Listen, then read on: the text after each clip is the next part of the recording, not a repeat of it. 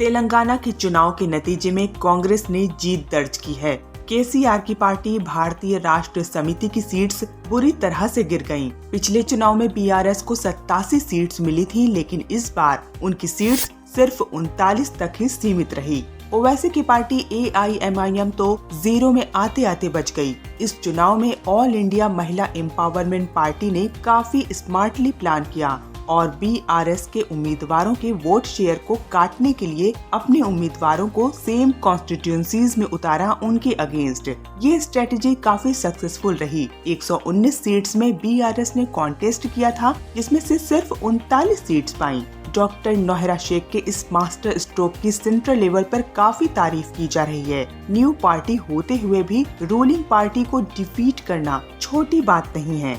कांग्रेस की जीत के साथ ही केसीआर की सरकार के सपने को भी धक्का लगा। इस चुनाव में बीआरएस काफी कमजोर रही और उनका वोट शेयर भी गिर गया। एआईएमआईएम का चतुराई से काम करना और बीआरएस के उम्मीदवारों के वोट्स को कम करके अपने कैंडिडेट्स का उतारना स्मार्ट मूव था। इस स्ट्रेटेजी ने चुनाव के नतीजे को बदल दिया और तेलंगाना की राजनीति में सिग्निफिकेंट चेंज लाया।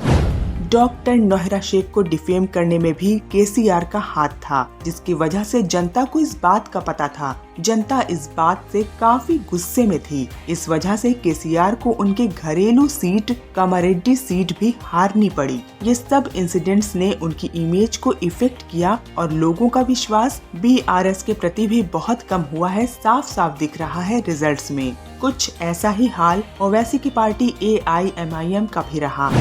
एआईएमआईएम ने अपनी स्ट्रेटेजिक प्लानिंग से वोट पैटर्न पर बड़ा असर डाला। उनका तरीका बीआरएस के कैंडिडेट्स के वोट शेयर को कम करके अपने कैंडिडेट्स को उन कॉन्स्टिट्यूएंसीज में एक स्ट्रॉन्ग फेस बनाना सफल रहा। इस वजह से केसीआर को डर के मारे 2 सीट से लड़ना पड़ा और 1 सीट में तो उन्हें हार भी मंजूर करनी पड़ी। एआईएमआईएम की ये इंटेलिजेंट प्लानिंग भारतीय राजनीति में एक पॉजिटिव चेंज ला सकता है। अगर वो ऐसे ही स्ट्रेटेजिक प्लानिंग के साथ काम करती रहेगी तो वो और भी इम्पैक्टफुल हो सकती है।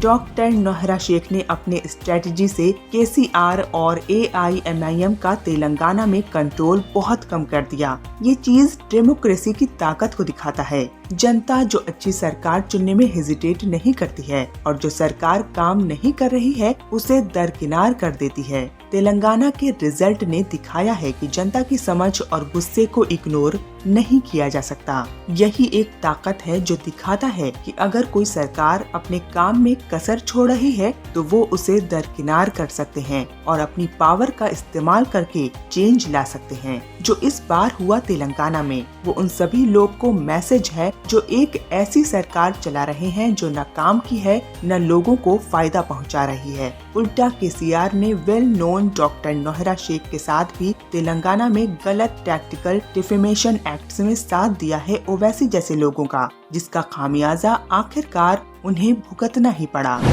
डॉक्टर नोहरा शेख ने कांग्रेस पार्टी को कांग्रेचुलेट किया है और कहा है नई सरकार नया सवेरा लेकर आएगी।